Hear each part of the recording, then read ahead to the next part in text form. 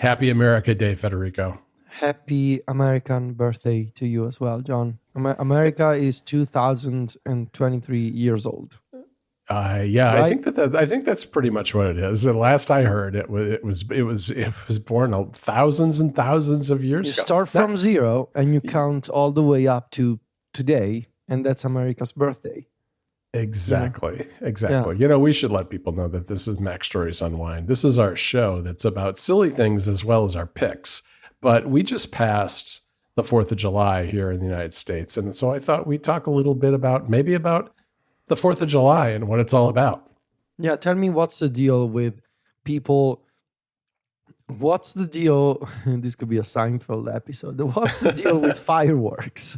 What's up with fireworks? What's up with fireworks? Okay. So why do I see pictures of non-professional fireworks people? Is there a name for somebody whose profession is to light up fireworks? I don't know. Maybe somebody works at the fire department, you know, someone who I think if you go to like a town's fireworks show, there must be professionals there. They have, you know, and they keep the fire department nearby in case something goes wrong. And I don't know, you know, people, maybe an ambulance or two in case somebody gets poked in the eye with a firework or something. So fireworks. So let me tell you up front, my personal belief is that all kinds of fireworks should be illegal and should be banned because they're bad for birds, they're bad for dogs, they're especially bad for dogs.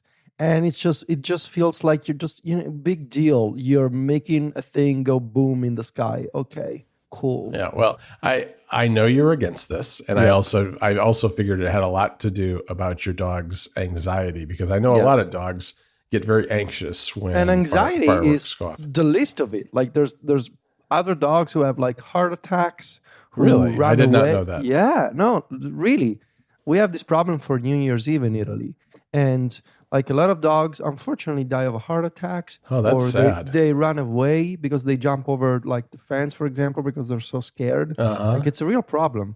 And also plenty of birds, obviously, suffer because of fireworks. Well, and you know, I saw that apparently in California, the thing that fireworks cause is palm tree fires. That a lot of palm trees burn down because the sparks land on the dry palm fronds and burn down the trees. All right, so fireworks, yes, I think they should be done by professionals too.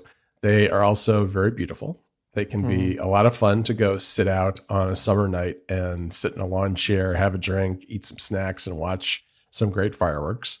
I do recognize, though, that they do cause problems for animals and other things. But what's been crazy about this year in the United States is that the 4th of July was on a Tuesday, which has meant that we had 4th of July for like 4 days straight, basically. I mean, very long weekend. A very long weekend. Now, look, a lot of people had to work on Monday. My wife had to work on Monday. A lot of other people I know had to work on Monday. But there were fireworks displays done in some places over the weekend. There were fireworks displays done on the evening of the 3rd. There were others done on the 4th. So you had lots of time to pick to see fireworks. Now, fireworks is a topic that is very much like some of the other topics that we've talked about, very much like snacks and alcohol in the United States. And I say that because fireworks are very regional. Each state regulates fireworks, which means that some states, it's very hard to get fireworks. Like Illinois and Michigan, two places that I lived in the Midwest for many years, it was very difficult to get any kind of fireworks that were any kind of strength at all. Yet, when you would drive from Michigan to Illinois, you would drive through Indiana. And Indiana had much looser laws about fireworks, and you could buy much more powerful fireworks that you could then set off yourself. And I mean, it was not legal to transport them into a state like Illinois, but people did that all the time. And I've seen that here in the South as well. Some states here have tighter restrictions on fireworks than others. And I think we've seen, you know, other places like that around the United States that are looser on their fireworks regulations.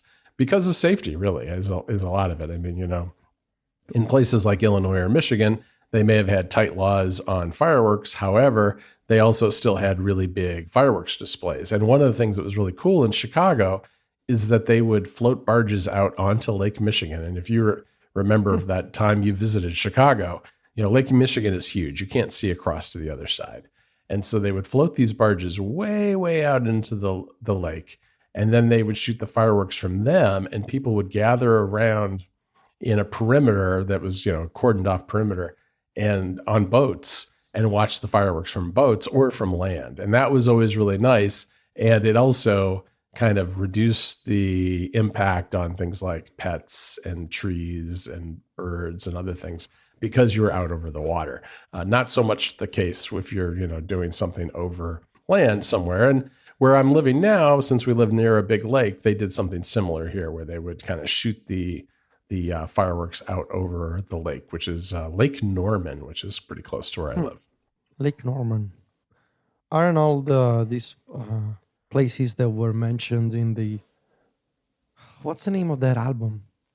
There's a music album. Which one? Isn't there a music album called like Illinois? Yeah. There is by Sufjan Stevens. Yes. Isn't there a song that is called like Lake Norman?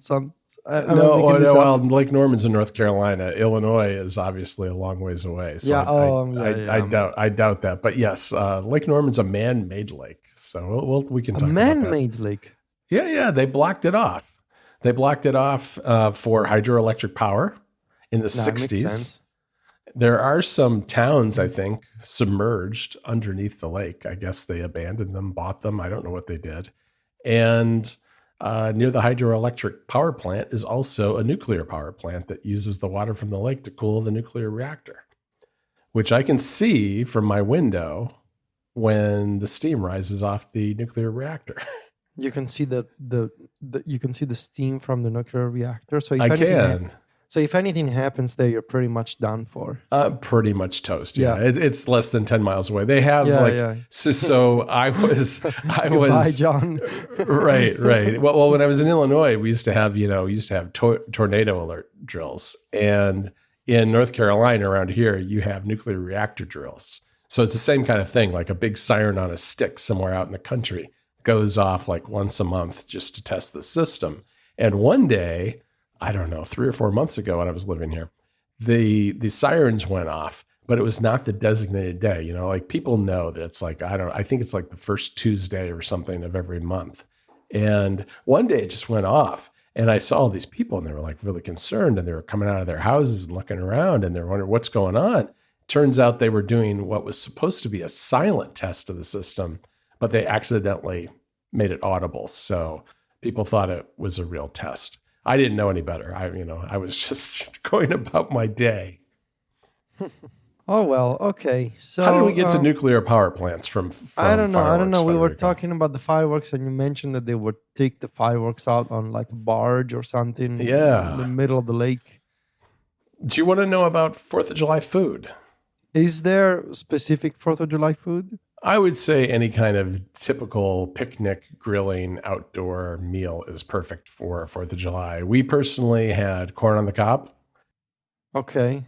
Watermelon.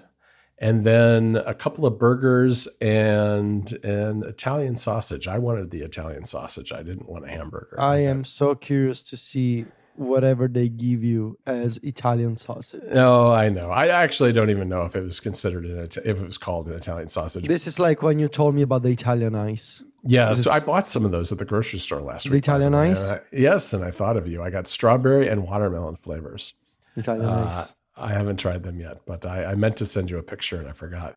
But yes, we had, so the sausages are from a butcher shop that makes their own, which is quite good. I got spicy ones. Yeah. We have a really nice butcher shop not too far away, and it's got really good meats if you're, so for grilling, it's a nice place to go because you can just buy individual things and not buy too much.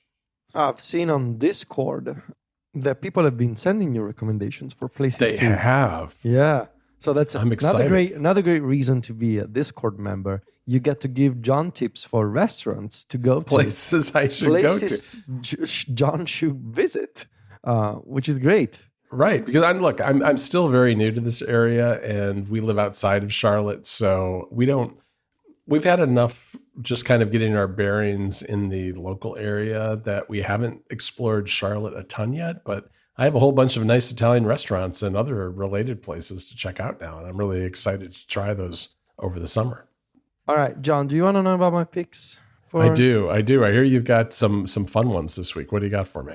So I have two hardware picks for two different Anchor products that I got recently. Oh, nice. And they're both battery packs, but for different purposes. So the first one is something that just came out, I believe, and it's the Anchor 621 Power Bank. This is a made for iPhone, little rectangular shape, like super small battery pack that plugs via Lightning in the bottom of the iPhone. In case you haven't seen this, and I'm trying to send you a screenshot. Yeah, I haven't. I don't think I've seen this. This is a super compact battery pack that has this Lightning connector that you can open and close. See, this is the sound that it makes. It's very kind of feels like a fidget toy. Oh yeah, I see it. Yeah, yeah. And you can charge it via USB-C, and you plug it in the bottom of the iPhone. It's super portable, and it's a 5,000 milliampere battery. So That's a pretty good size. It's a pretty good size. It's very portable, and when you plug it in via Lightning, of course, it's gonna be obsolete as soon as the iPhone switches to USB-C. But I kind of like it because like you can put it in your pocket, and it's gonna top up your iPhone, right? Even a 14 Pro Max. Mm-hmm. It's super portable. The Lightning connector, you can fold it, and so it sits flush against the battery pack. Yeah, and I see that. It's like the size of a pack of candy or something. Like it's super lightweight. It fits perfectly in any bag or in your back pocket or something. And I like it. Like for those situations where like you're going to the beach, for example, or maybe you're just, you had a long day, you're going out for dinner and you want to top up your iPhone real quick. This is great for that. So I really like it. Super portable. Yeah, I mean, I think this, another thing this is good for is the beta season, because I don't know about you, but my iPhone battery has not been great on the first few betas for iOS 17, and this just extends below the bottom of your iPhone, makes it a little longer, a little chunkier, thicker on the bottom, it looks like. But yeah, this is I like this a lot. I mean, I think this would also be faster for charging, of course, than because it's using MagSafe because it's Lightning. Yeah. The second one, different Anchor product. This is the Anchor 633 magnetic battery. So this one I really, really like. This is Anchor's second take. It's a second revision. I had the first one. I didn't like it. This is the second time they're trying to make basically a more powerful alternative to the Apple MagSafe battery pack. So this is a thicker 10,000 milliampere battery pack that attaches magnetically to the back of your iPhone and has a built-in flip kickstand. So you flip it open and it sits upright on a table, on your desk, whatever. And of course, being magnetic, it means that you can attach it to the back of your iPhone, and it's a thick battery. All right. So if you just if you're holding your phone with this battery attached, you're holding it in your hand, it's going to be quite heavy. But it's doable, and it fits in a large pocket, and you can toss it in a bag, and it works. And as of iOS 16, Qi chargers, because of course this is not proper MagSafe, it's still a Qi charger that attaches magnetically. It will charge your phone up to 7.5 watts. It's got a built-in, so there's a couple of nice things here. It's got a built-in USB-C port that you can use for charging the iPhone, but for charging the battery pack, but also for charging the iPhone. So if you want to charge it faster, you can attach this to the back of your phone, get a USB-C to Lightning cable. And if you want to go beyond the 7.5 watts of the Qi charger, you can use it basically in USB-C pass-through mode, essentially. The best aspect, though, is the kickstand, because it means this has become, for me, a perfect way to test standby mode on my desk, on my kitchen table, on the coffee table in front of the couch. Like if I want to test standby mode, but I don't want to be by my nightstand, for example, when where I have the Anchor charging cube, I can just bring this around the house and attach the phone in landscape mode, and after a few seconds, standby is gonna kick in. So I can use standby in the kitchen, for example, when I'm cooking. I can put the phone there, and as you can tell, I'm building this portable setup, all right, between the HomePod Mini that I mentioned on App Stories Plus, and now this battery pack that has an integrated kickstand. I have this very portable setup where I have a HomePod Mini that I can carry around the house, but I also have a way to use standby around the house. So I really, really like this. It's a thick battery, is all I'm gonna say, and it's much thicker than and much heavier than the Apple MagSafe thing, but also it's got a kickstand. So if you want to test standby with more portability than, say, having to be at your nightstand, this is great. All right. That does look good. You know what? I'm going to scrap my pick and actually follow on with you on the charger trend here, because I've been doing the exact same thing. I think I'm maybe 3 deep in MagSafe chargers designed specifically to give me more ways to use standby over the summer. And the first one that I already had a nightstand 12 South charger that I use. Yes. But isn't that the one that Apple has been showing off in all the marketing shots? I think so. I'll put a link in the show notes, but it's basically a charger, a black charger with a nice kind of sticky tacky bottom that holds both an iPhone and a pair of iPods Pro. And I use that at night, and I use standby, and it goes into that red mode, and it's really kind of nice as sort of an alarm clock. But I've been using I guess it's called the Belkin Boost Charge Pro on my desk. I'm so jealous. That one is not available here. Yep. And so I had the original Boost Charge. This is the problem with Belkin. They have a lot of things. Everything is called the Boost Charge. I know. Why?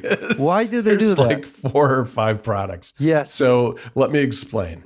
I had the 3-in-1 version of this originally from a long time ago, which used the iPhone, the Apple Watch, and the AirPods Pro. It had all those 3 chargers built in one. Oh, that's from like 4 years ago or something. It's from at least 2 or 3 years ago. And the problem with it is that the Apple Watch is slow charging, so it's not really good for the Apple Watch Ultra. So instead of having that on my desk, and it takes up a lot more space, I got the Boost Charge Pro that just does the AirPods Pro and the iPhone. It's a little round base, a chrome looking stick, and then a white charging pad. So I got the white version. So the charging pad is white and the base is white.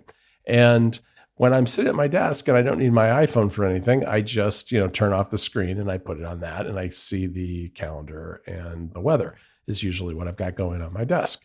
I also thought, this would be really cool maybe in the kitchen when I'm not working. So I checked out something called the Boost Charge Pro, which is, actually, Federico, this is called the Belkin MagSafe Wireless Charger Pad. Sure. And I'll put a link in the show notes to this one too. It's basically a 2-meter long cloth wrapped cable with a MagSafe charger on the end, similar in a way to Apple's, although the back of it isn't kind of like a flat puck. It's more domed and has a kickstand. And I thought it would work nice for travel and for other places around the house, like if I want to put it on the kitchen counter or something. And then finally, and that one I've used, but not a whole lot yet. The final thing I got is very similar to what you got, I think, from Anchor, but the one I got is made by Ugreen. And it looks, judging from the picture that you sent me, it looks like the only difference is that the kickstand's a little different on this Ugreen version. They're both 10,000 milliamp battery packs, and this one's not coming yet. It's coming maybe tomorrow. So I can't really recommend it yet, but it was on sale. It's a $70 power brick, and right now, or at least earlier today when we first recorded this, there was a coupon on Amazon, I think related to the upcoming Prime Day, where it was like $15 off. So I thought, I'll grab this one. It looks a lot like the Anchor one and see how it works too. Because I think actually that battery pack is a better portable solution than the 2-meter cable, which a 2-meter cable is pretty long. And that means, just kind of managing a long cable. Yeah. All right. So those are some of our experiments on charging and ways to use standby. Because the thing that's interesting about standby, and I will leave people with a little tip here, is that yes, you can use it with MagSafe charging, but it also works with a lightning cable. So if you have any kind of stand that you can use to put your iPhone in a landscape orientation, plugging in the lightning cable, it'll work that way too. And what I used was yet another Belkin product, which is that MagSafe clip that you can use to hang your iPhone off of your studio display, which can, to use it with a continuity camera, but it can also be used as kind of a tabletop stand. So I've been using that once in a while with a lightning cable when I need to charge my phone as another way to use standby. Yeah. And the other thing I will say is that even though, like I mentioned, you can get a portable stand to use it around the house, but you gotta be stationary if you want to use standby. If you just because I tried, yes, you do. If you walk around, it's gonna turn off and it's gonna show you the lock screen. And today I also thought, I'm gonna be clever. I'm gonna use standby on my new MagSafe charger while I drive in my car. And as you can imagine, it doesn't work because it can tell that it's moving and it can tell that it's connected to a car's Bluetooth unit. So it never comes up. And I think it makes sense. I think it probably makes sense. Yeah. And I think it's using multiple sensors too, because I noticed when I have it on my nightstand, if I have the light on my nightstand turned on, it doesn't go into the red mode.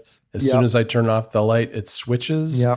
And when it lights up in the middle of the night, it's not just like the Apple Watch where it requires like a tap and some kind of vibration. It's not just using the accelerometer. It's also using, I think, the LiDAR detectors to sense movement. Because I think you can just wave your hand in front of it too, even if you're not really tapping on your nightstand or whatever. So those are the kind of experiments we're doing. And these are the devices that we use to do it. All right, Federico, that's it for this week's episode of Mac Stories Unwind. You can find the two of us over at macstories.net. We're on Mastodon. You can find Federico by going to vitici.macstories.net or me by going to johnvorhees.macstories.net. We're also on Instagram and on Threads, where Federico is at Vitici. That's VITICCI, and I'm at John Voorhees. JOHN VOORHEES. Talk to you next week, Federico. Ciao, John.